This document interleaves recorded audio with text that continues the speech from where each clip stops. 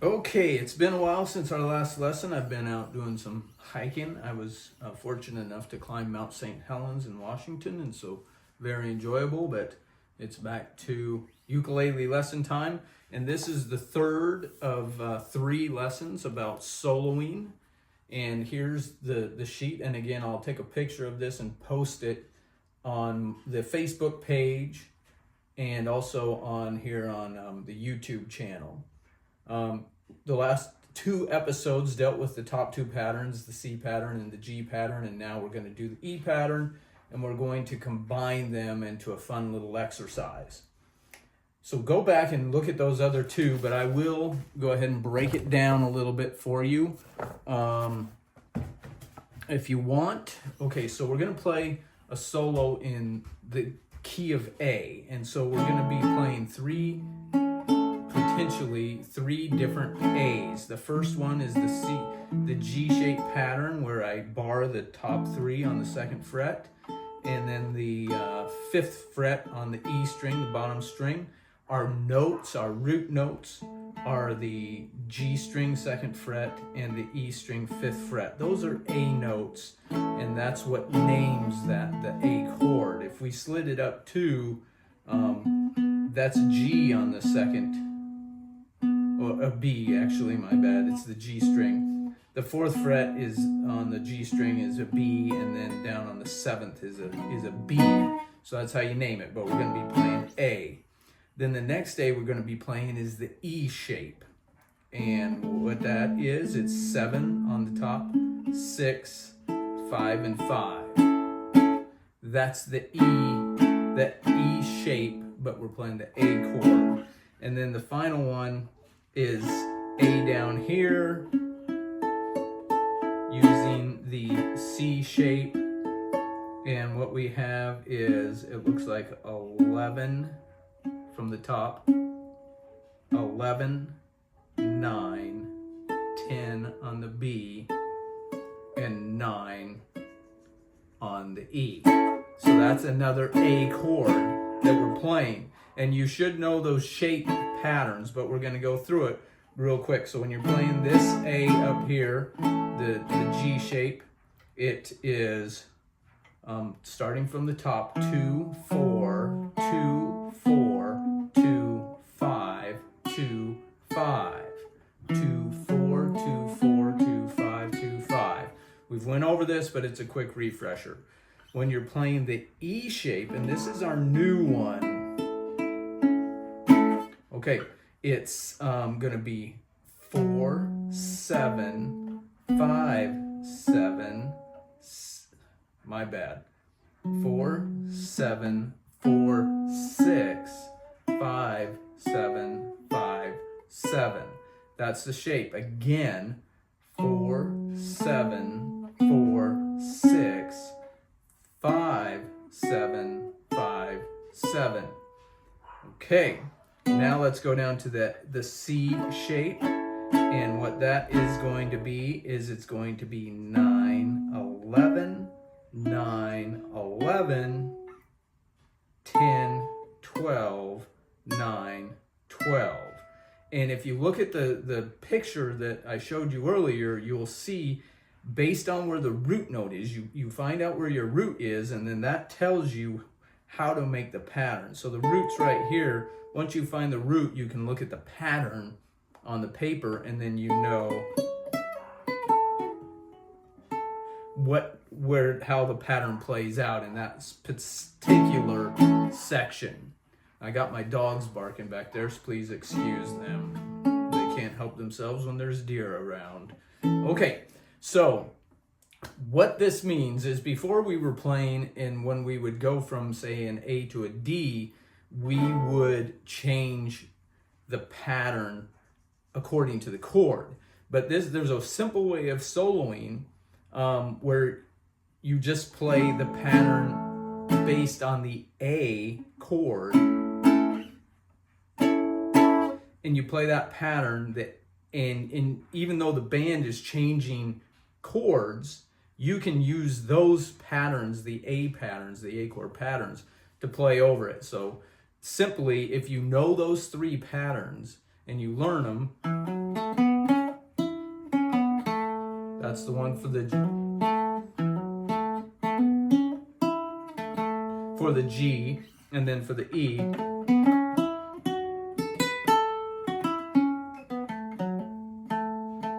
That was for the E, and again, I'm just horsing around and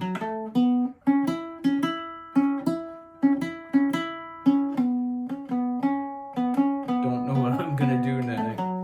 But I know where my roots are, and I'll try to land on those, and then the same thing down.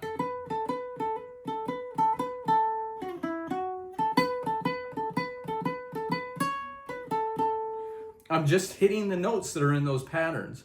And you can do whatever you want. You can play around with it. You can hit 2 at a time. You know, do whatever you want. They're there for you to learn and to play with and explore and enjoy. So what we're going to do now is take some time, a few days, learn those patterns.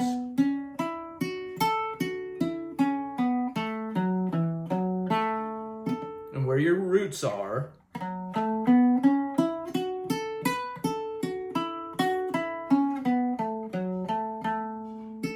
Those are my roots. Roots down here.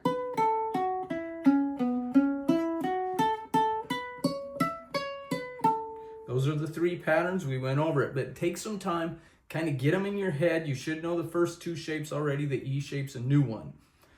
Once you learn those, and you can switch, and the way I switch is I know where my roots are at, and so I locate them, and then I know where my pattern is. So if I'm up here, and I want to go down to this other one, I know that on the 10th fret on the B string is my root for my C shape. See, I'm kind of locked into that pattern, you know, playing, doing whatever I want to do, but I want to change the sound of it and go to higher sounding solo. I'm looking and I see where on this 10th fret B string, that's my root. And I slide up to that, and that gives me my foundation, my focal point to kind of mess around with that pattern. So knowing where the roots are is very important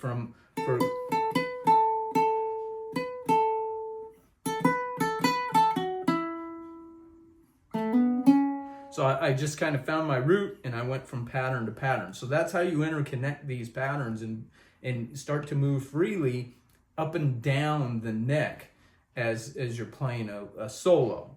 So learn those patterns. What I'm going to do is I'm going to play a progression in A. I'm going to go from A to D into E. But you just worry about playing the patterns over the A chord. Don't worry about trying to change up. Just memorize those 3 patterns in A, and then just tootle around on those as we play. So that sounds like a good little groove. Okay, so I'm gonna play. I'm not gonna tell you what I'm changing to, because you don't have to worry about the chord changes.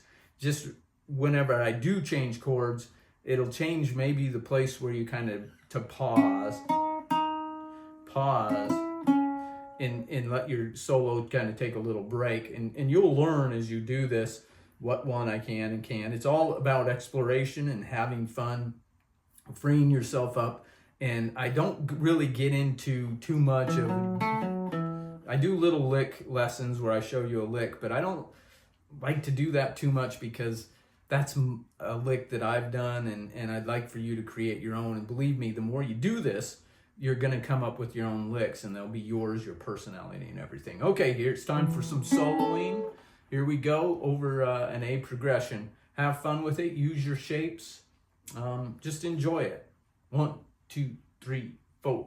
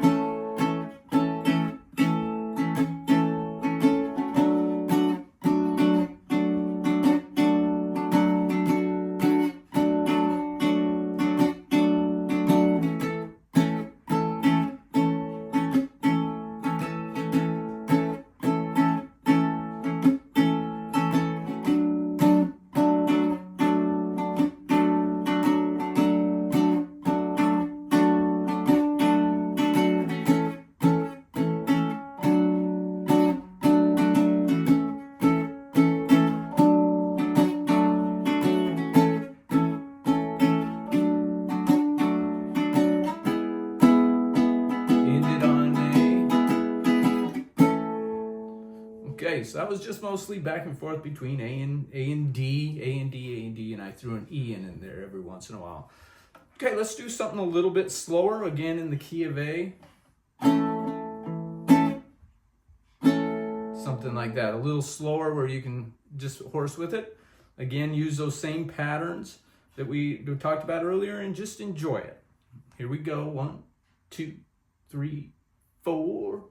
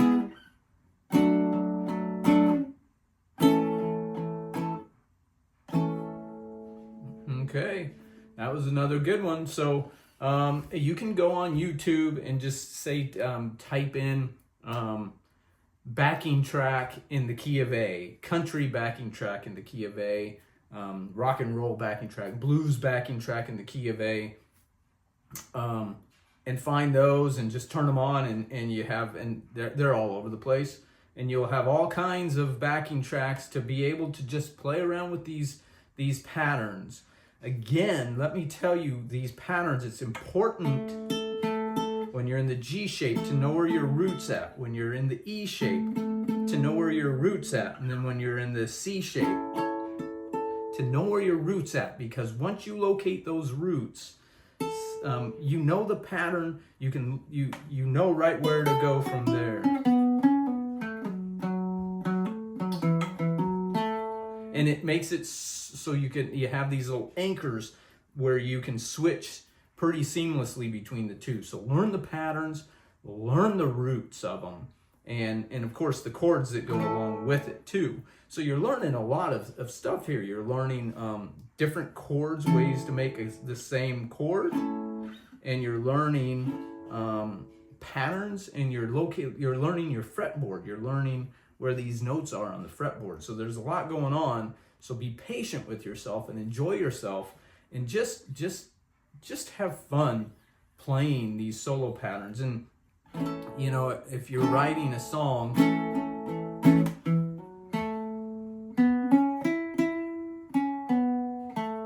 and then you could change.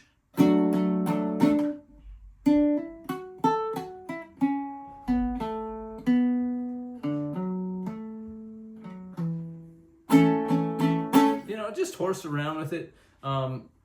Just strum, solo, whatever you want to do.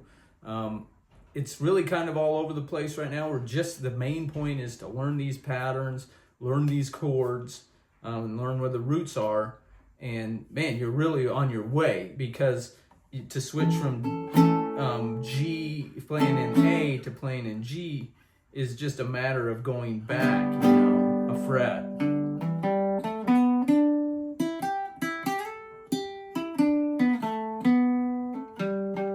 There's a root right there if I was in G on the 5th fret, and that's right where I would play my E shape for G, and then I would know my pattern right off of that. So as you learn these, you can move them up and down the neck very easily. So it's really unlocking a lot. Give yourself some time to learn it. Okay, any questions, hit me up. You can join the Baritone Facebook page. I'm going to get a little more active on that, just with little side lessons. Any questions, hit me up. I'm more than happy to answer them. Anyway, happy playing. Till next time, just have fun.